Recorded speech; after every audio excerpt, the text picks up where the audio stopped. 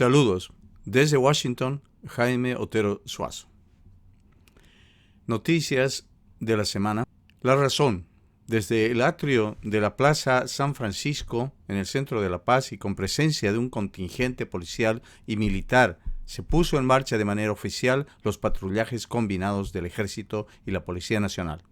El ministro de Defensa, Fernando López, estuvo en el lugar y explicó que los patrullajes se extendieran hasta el 24 de enero y que solo buscaban la tranquilidad de la población. En 9 capitales de Bolivia y el Alto, además de ciudades intermedias, estarán presentes los patrullajes que empezaron este jueves en medio de diferencias y vistas a llamados del movimiento al socialismo MAS, a protestas desde el 22 de enero, cuando consideran que debe cesar las funciones del gobierno de Jeanine Áñez y los legisladores. Está planificado hasta el 24 de este mes las acciones de patrullaje en las calles, explicó López, y sugirió a la población no dejarse llevar por informaciones falsas sobre acciones como las que están en curso. Estas acciones son simplemente para resguardar, para estar tranquilos, para dar la tranquilidad que se merece el pueblo boliviano, nada más. Es un tema de prevención, mencionó López.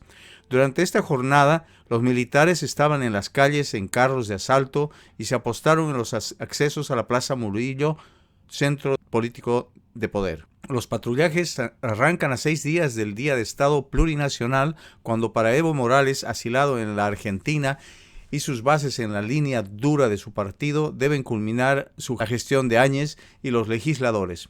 El dirigente cocalero del Chapare, Leonardo Loza, anunció que el miércoles 22 habrá reuniones en todo el país para decidir qué hacer para resistir pacíficamente a un gobierno que cumplirá con su mandato. En la mañana, el comandante de la Policía de La Paz, el coronel William Cordero, informó que el operativo es parte de trabajos preventivos como los hicimos durante todo este tiempo con los grupos especiales en la sede del gobierno, con el fin de prevenir y poder tener la paz que necesitamos para nuestras sociedades. A partir de la fecha, en cumplimiento a disposiciones del escalón superior, en coordinación con los miembros de la Policía Nacional, se van a efectuar los patrullajes preventivos y de seguridad ciudadana. ¿Para qué? Para que la población se sienta segura, tranquila y pueda realizar sus actividades en forma normal. Siéntanse seguros, que sus Fuerzas Armadas y su policía siempre van a estar para que tengan ustedes mejores condiciones de vida y puedan desarrollar las actividades con tranquilidad. Coronel, ¿en cuántos puntos de la ciudad van a ser desplegados? Tenemos en la ciudad de Santa Cruz, en todo prácticamente, en todos los puntos, no tenemos puntos fijos, puesto que los patrullajes son móviles. Asimismo, tenemos en las diferentes poblaciones cercanas también, como ser Montero y Apacaní, y las diferentes poblaciones que tenemos. ¿Qué día va a durar A partir de la fecha, hasta nueva orden. Un fallo del Tribunal Constitucional Plurinacional dio vía libre para la aprobación de una ley para ampliar el mandato de las actuales autoridades de gobierno legislativo y ejecutivo hasta la posesión de las nuevas autoridades electas en las elecciones del 3 de mayo. Para el MAS y sectores leales a Morales no puede haber prórroga de mandato. Los tiempos, 16 de enero. El MAS y plataformas del 21F medirán fuerzas el 22 de enero, Día de Estado Plurinacional. Y la presencia de los militares en las calles de Bolivia inquieta a unos y tranquiliza a otros. El ministro de Defensa destacó la unidad político-militar para garantizar la paz social. El expresidente Evo Morales considera que el país se rige en él un estado de sitio de facto. La razón digital, 17 de enero. La presencia de militares en las calles del país como consecuencia del operativo de prevención activado este jueves por el gobierno, generó inquietud en una parte de los bolivianos y tranquilidad en otros. Los sectores afines al gobierno del expresidente Evo Morales expresaron su molestia por esta determinación porque la consideran una provocación que no contribuye a pacificar al país. Por el contrario, quienes apoyan a la gestión transitoria de Jeanine Áñez creen que la presencia de los uniformados es necesaria. ante las amenazas del inicio de movilizaciones el 22 de enero, cuando concluye la gestión constitucional 2015-2020 y acaba el mandato de Morales. La división de criterios también la expresan los usuarios de las redes sociales con argumentos parecidos. El operativo combinado de seguridad involucra a militares y policías que desplazarán por las calles del país hasta el viernes 24 para prevenir delitos y alteraciones al orden público. La determinación fue asumida por el gobierno ante los anuncios de movilizaciones de sectores afines al MAS y luego de que el expresidente Morales mencionara la idea de organizar milicias armadas en Bolivia, algo que luego se retractó. La medida coincide con el ingreso de alrededor 300 militares al trópico de Cochabamba con el fin de realizar un curso de salto de paracaídas, según informaron jefes de las Fuerzas Armadas, algo que también despertó la susceptibilidad de los pobladores de esta zona bastión del MAS partido de Morales. El gobierno justificó su determinación argumentando que el país necesita de acciones preventivas para garantizar la paz rumbo a los comicios del 3 de mayo. Hoy más que nunca, estamos unidos para dar paz y tranquilidad a toda la población. Hemos sido permanentemente amenazados y agredidos. Seguimos creyendo en la paz y el diálogo. Y dentro de este concepto de paz está la prevención ante la amenaza, afirmó el ministro de Defensa, Fernando López, al iniciar el operativo conjunto.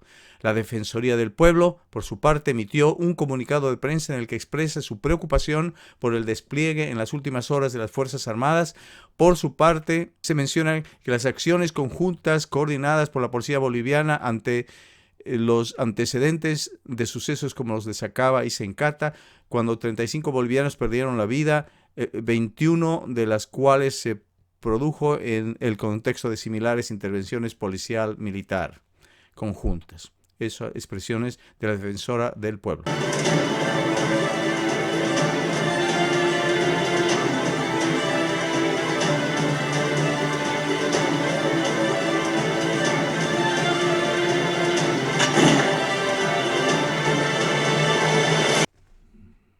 Convergencia y seguridad nacional.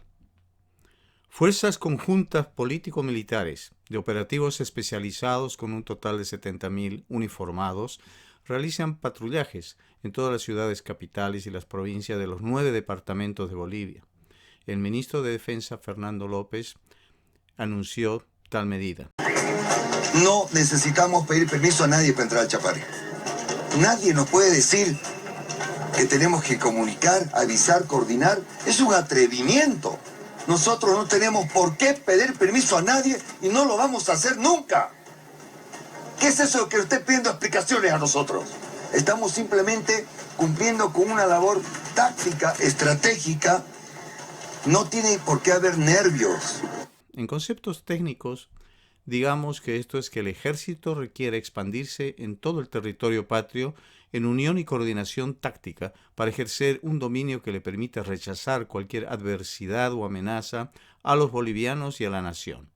5 factores pesan sobre la lógica detrás de esta acción militar policial. Primero, la humillación y el reto con Chile tras el fallo de La Haya. Segundo, el cambio de gobierno antes de fin de término, en octubre pasado. Tercero, la existencia de redes internacionales políticas regulares e irregulares de extrema izquierda y de extrema derecha, con injerencia en Bolivia. La posibilidad de un impasse político electoral en mayo del 20, con el consecuente caos social. Y quinto, las actividades impunes de la red de narcotráfico sudamericano con centro en Bolivia. Esto requiere un engrandecimiento del poder militar bélico con dominio territorial y fronterizo para el control de la seguridad nacional. El balance del poder dentro del Ejecutivo ha cambiado, dando mayor peso ministerial al Ministerio de Defensa y secundario al Ministerio de Gobierno. El ministro de Defensa, López, y el Ejército Nacional condicionan el ejercicio del poder en Bolivia ante las amenazas nacionales e internacionales. El intervencionismo extranjero, desordenado pero agresivo a la percepción de vulnerabilidad, fue rechazada con una alerta diplomática primero, que fue firme de parte de Bolivia, diplomáticos mexicanos y españoles en la operación de Geos. Pero esto solo es el inicio de un control de la intromisión táctica de las fuerzas extranjeras hacia Bolivia. La dirección de la diplomacia boliviana gravita hacia la protección de intereses y la seguridad nacional por sobre los convenios extranacionales. El antagonismo social y político entre ciudadanos leales a las pititas por un lado y a la huipala por el otro es una simbología y manifiesta la desunión nacional que debilita la seguridad nacional tanto en su estabilidad política como económica. En esta contienda separatista se convierten estos símbolos en elementos divisionistas, atípicos de lo que puede significar la integridad nacional y la paz social. Bolivia se encuentra en el abismo divisorio más profundo desde la guerra civil de fines del siglo XIX. Por consecuencia, Bolivia se encuentra en estado de emergencia de seguridad nacional. Tenemos que encontrar entonces, bajo estas circunstancias de emergencia y división, un camino a la convergencia. Para empezar, se debe considerar que las pititas y la huipala no son ni deben ser exclusivas de la derecha o de la izquierda política, ni tampoco de divisiones clasistas o racistas. Al par de la bandera tricolor, se debe declarar el nacionalismo de ambos emblemas nacionales. Bolivia no se unirá hasta que se una la pitita y la huipala. En cuanto al control interno, dos elementos de incertidumbre y agresión actúan en la sociedad boliviana y han sido identificados como elementos de desestabilización nacional. Primero, el narcotráfico y radicalismo de izquierda extranacional que actúan desde la zona del trópico del departamento de Cochabamba, sobre todo en el municipio de Chimoré. Segundo, los grupos de choque paramilitares en Santa Cruz, Cochabamba, Sucre, Potosí y La Paz, bajo la injerencia de la derecha radical internacional. La Policía Nacional y el Ejército reclaman la custodia del orden de estos dos elementos desestabilizadores del orden institucional. Ante la consecuencia y la realidad de la respuesta de las fuerzas policiales y militares dentro del país, tenemos que examinar y analizar con mucha responsabilidad lo que es la cohesión y el liderazgo en el ejército.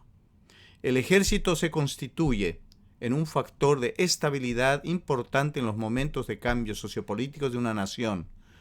A pesar de la madurez institucional demostrada en los ejércitos sudamericanos de hoy en día, es necesario analizar el factor militar en épocas críticas como las que nos toca vivir ahora.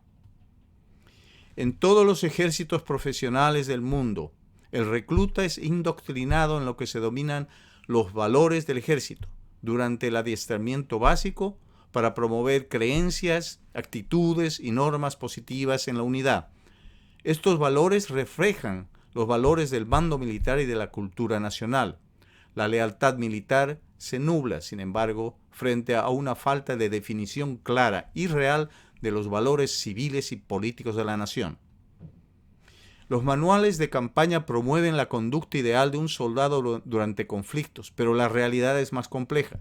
Por un lado, las unidades tratan de evadir enfrentamientos bajo una actitud de vivir y dejar vivir. Por otro lado, muchas unidades no tienen remordimientos en perpetuar actos ilegales e inhumanos como la mutilación, la tortura y el asesinato.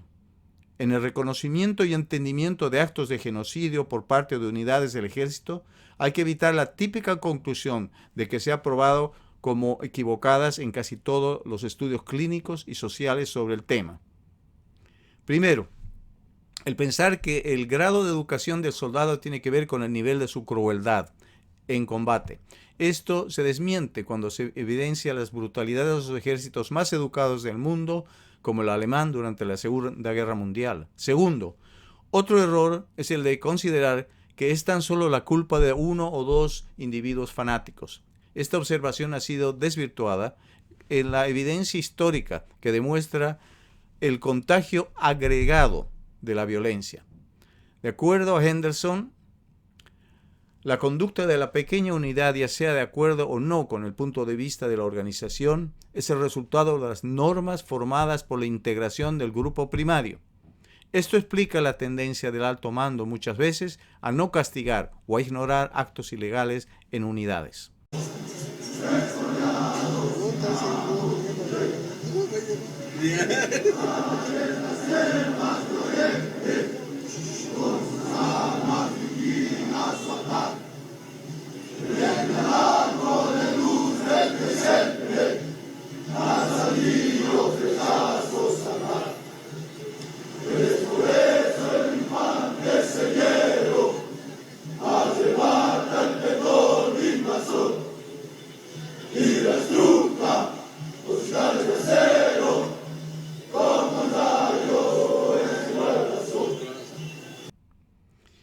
Tercero, una falta de entendimiento del proceso militar, cuando se puede llevar a la equivocada conclusión de que la unidad involucrada es un caso singular y aislado, sin influencia a otros restos y a otras unidades.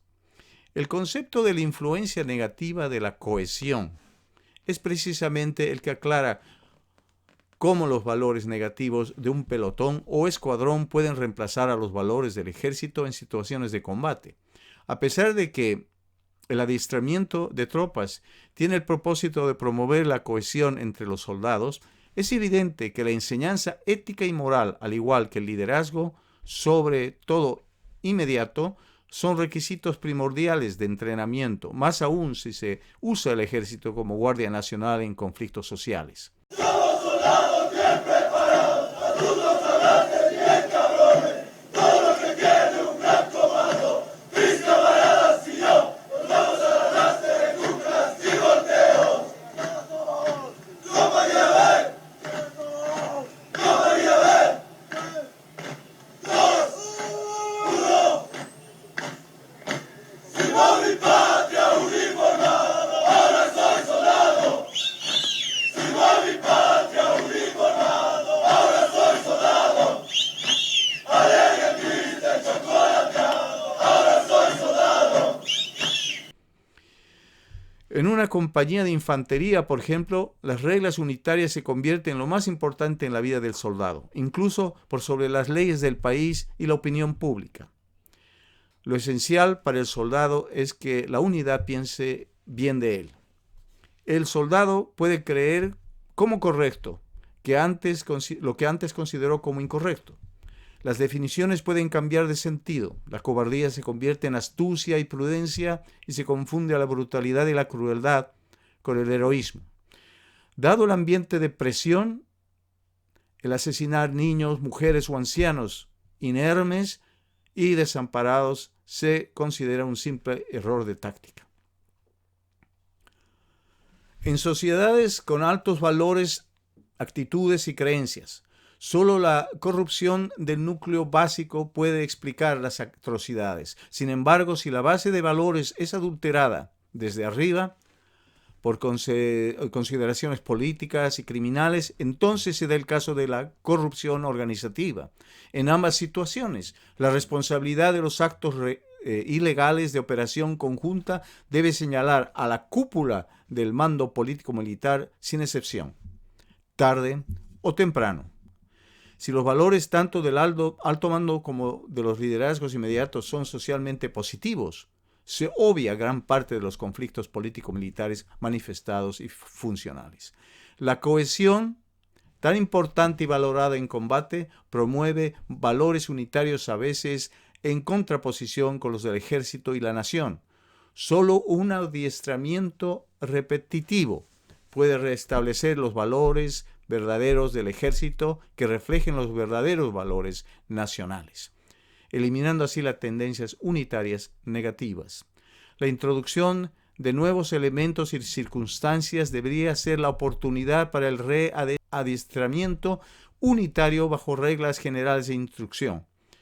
Lo mismo sucede cuando se remueve elementos importantes al nivel unitario. En el caso de Bolivia, la organización superior castrense depende de una política correcta de gobierno para mantener la moral alta y al ejército limpio.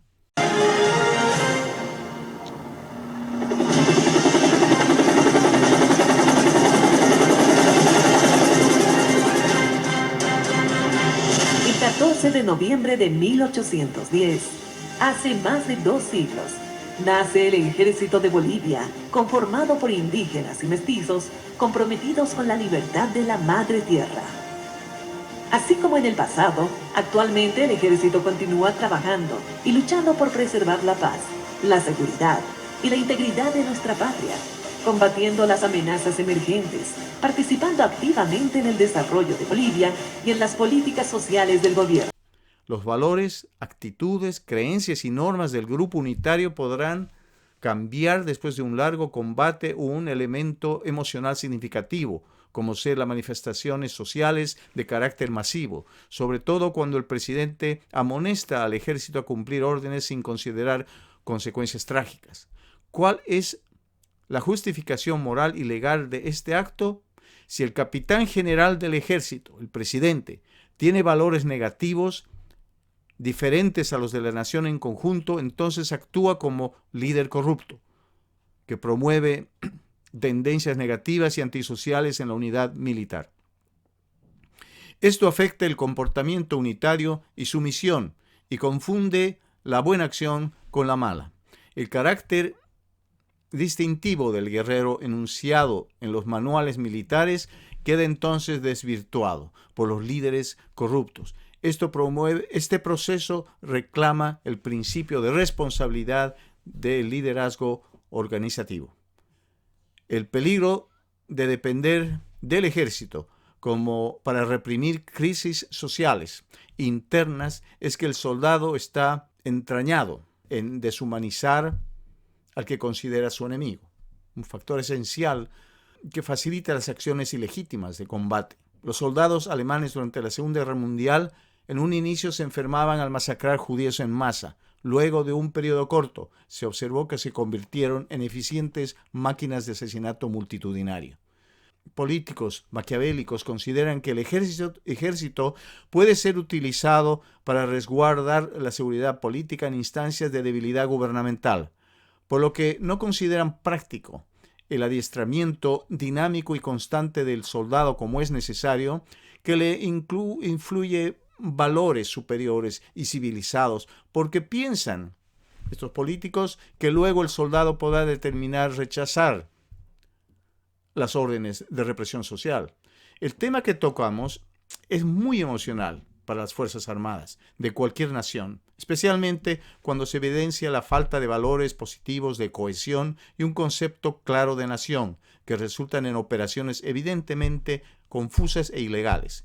Muchas veces el gobierno, con mentalidad de pelotón corrupto, pervierte por completo a la organización castrense. El ejército de una nación libre e independiente, sobre todo en una democracia, debe ser una de las instituciones más íntegras y nobles. El soldado, huérfano de liderazgo, actúa en 3 formas. De acuerdo al liderazgo del pelotón, primero. Segundo, conforme al pelotón busque el aprecio de niveles altos. Y tercero, buscando otras esferas externas de autoridad y liderazgo. Este último punto es lo que facilitó los múltiples golpes militares de Estado en Bolivia. Concluyendo, ¿cuál es el problema? La capacidad potencial de barbarie y crueldad en las bases del ejército, donde los valores unitarios de escuadrón o pelotón se contraponen y se nutren de la cultura y los valores tanto de la institución militar como de la nación en pleno. En el pasado se ha evidenciado un trágico proceso de corrupción de valores en el alto mando por culpa de la intromisión política y delincuencial que despertó un espíritu de violenta represión social. La solución: el adiestramiento continuo y sistemático de las unidades cohesionadas que recalquen los valores del ejército y la nación igualmente, y correctamente entendidos bajo los principios republicanos fundamentales del Estado de Derecho. La probabilidad de repetir las masacres que mancharon de sangre la historia del pueblo boliviano se manifiesta vigente, dada la lealtad confusa a una nación en proceso de formación y con instituciones débiles. Las entidades civiles encargadas de la defensa nacional, tanto externa como interna, han seguido estrategias empíricas que una y otra vez han demostrado una incapacidad de liderazgo y una falta de conocimiento del procedimiento militar, poniendo de lado la costumbre de usar al ejército para sofocar problemas de índole estrictamente civil e interno. Concentrémonos ahora en la psicología, disciplina, responsabilidad ética y moral del comando de la unidad militar. El vacío de la autoridad moral en la sociedad y el gobierno cohíben a las autoridades militares de todo nivel a su deber ante los valores del ejército y que decidan refugiarse en las trincheras del deshonor. La psicología negativa de las autoridades civiles y militares ha confundido al elemento militar unitario repetidamente, aunque es bien decir que ningún acto de barbarie a ningún nivel puede justificarse como moral o jurídico. La historia nacional está plagada de ejemplos de irracionalidad y violencia. Por lo tanto, no debemos permitir que se tache a Bolivia y al boliviano de bárbaro, además de ignorante. Los psicólogos nos dicen que en la primera etapa del entrenamiento militar se establece un dilema entre los valores instruidos por el ejército y los previamente adquiridos por el soldado en su familia y en su entorno social. Muchas veces, lamentablemente, se imponen los valores negativos y antisociales de líderes de rango intermedio. Otras veces, la negatividad es fomentada por altos mandos militares y también por los políticos en mando. Cuando una unidad comparte valores prejuiciosos como el racismo, el partidismo y otras definiciones sociales y diferencias, entonces se prende la mecha latente de lo bestial. Consideremos entonces el adiestramiento constante y el liderazgo positivo como motivadores fundamentales de un buen ejército. Citando las palabras de Toner, una buena ética debe ser enseñada por buenos líderes. Es importante inculcar valores positivos a través de la exaltación de un liderazgo positivo y honorífico. Los líderes unitarios de pelotón que desechan la importancia de los valores positivos en la cohesión no dan suficiente mérito a sus unidades. Los altos líderes patrios que cometen la misma falta exponen al pueblo y a la inseguridad y a la muerte.